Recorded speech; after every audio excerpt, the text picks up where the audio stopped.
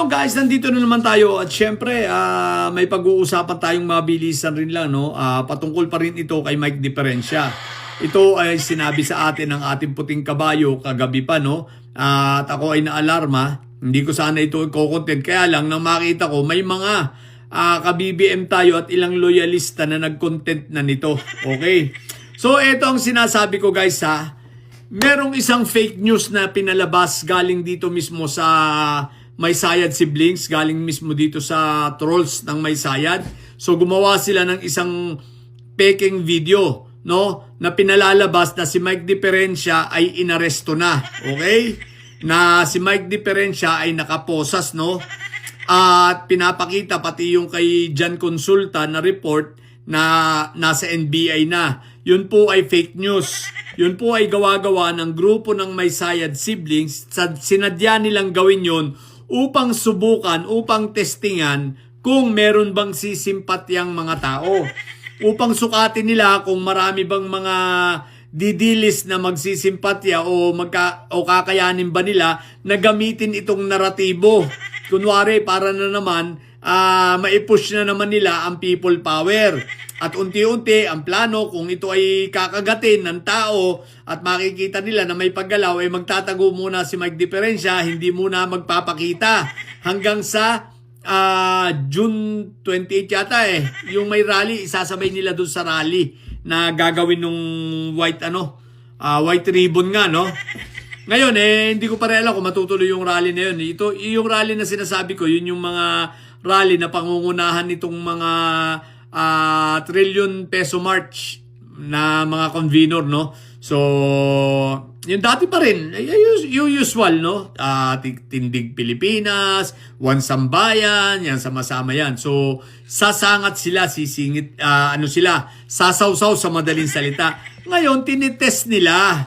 Testing ito kung may magsisimpatya ba. But as of this moment, parang tingin ko wala namang sumisimpatya, no? Ngayon, ang purpose nila kagatin din talaga ito ng mga loyalista para lalo pang kumalat. At ang nangyari nga, may mga kumagat, okay, ng mga loyalista at ipinost nga ito. So, ito sa mga ka-BBM ko trap ito. Hindi tunay yan, fake yan, hindi pa ho. Wala pang naisasampa na human trafficking kay Mike Diferensya. Hindi siya naaresto. Yung nakita ninyong video, ito ay luma. Ito ay yung nung sila ay pumunta sa NBI dati na sila ay sinubpena, inimbitahan kasama ang 18 marites. Okay? Kaya makikita nyo naman doon kung alerto lang kayo. Ang nasa likod ni Mike Diferensya ron ay yung mga kasama sa 18 marites. Tapos yung report ni Jan Consulta na nasa NBI si Mike Diferensya, yun yung sa labi ng NBI na naglalag, di ba? At yun nga yung time na pinatawag sila ng NBI for interview. Okay? So fake ito, guys, ha? So may mga nakita kasi ako ng content, so nadala sila. So anyway, wala naman ito. Kaya lang fake ito para sukatin kung totoo na kung may sisimpatya, no? Pero despite na mga kumakalat na yan, pero mukhang walang movement, no? Walang movement dito sa mga tunay na taong sumusuport, tunay na taong didilis, kasi dalawa yan May tunay na taong didilis at yung mga trolls, no? Yung mga trolls na didilis, nandyan lang yan sa SOCMED. Nandyan lang yan sa comment section ninyo. At hindi yan tunay na tao. So wala pa namang aggressive reaction coming from mga didilis, no? Wala pa silang mga pahayag, wala pa ring pahayag itong mga retired, no, na mga didilis din. Hindi pa sila pumapalag kasi nga alam naman nilang fake news yan. No? Hindi ko rin alam, baka naman sinikreto kasi nga tinetes di ba? Pero alam naman nila kasi malalaman nila kay Mike Diferensya. Magtatanong yung mga yan, totoo bang napusasan ka? Di ba ga? So fake yun. Guys, fake. Yun ay tinetesting lang nila at pinakagat nila. So pabor na pabor sa kanila na i-content ng mga loyalista yan. Pabor na pabor sa mga ito na ma-content din natin itong bait. Ang tawag dito parang parang bait content ito no. So tinanim nila ito para mapeke kayo at tulungan silang maipakalat. So dalawa yan syempre pag may mga subimpatya kay Mike Diferensya, 'di ba? May mga naniwala, for sure lalabas na naman mga yan kahit ilang piraso lang, magrarally-rally na naman yan at sisimpatya yan kay Mike Diferensya.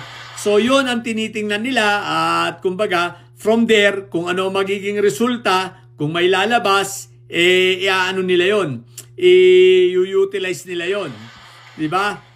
Doon sila magsisimula para magplano at kung paano sila makakagawa ng panggugulo na naman o pagrarally-rally na naman yan.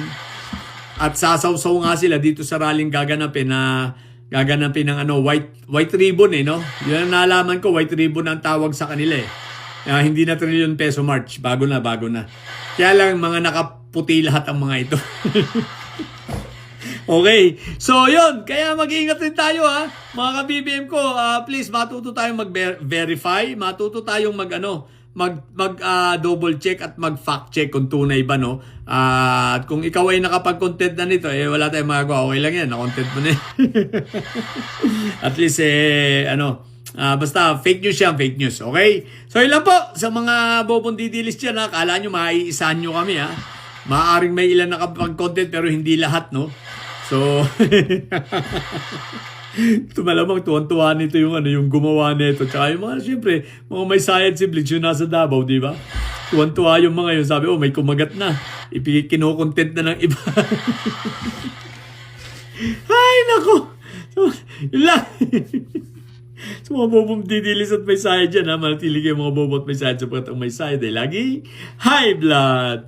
Bye!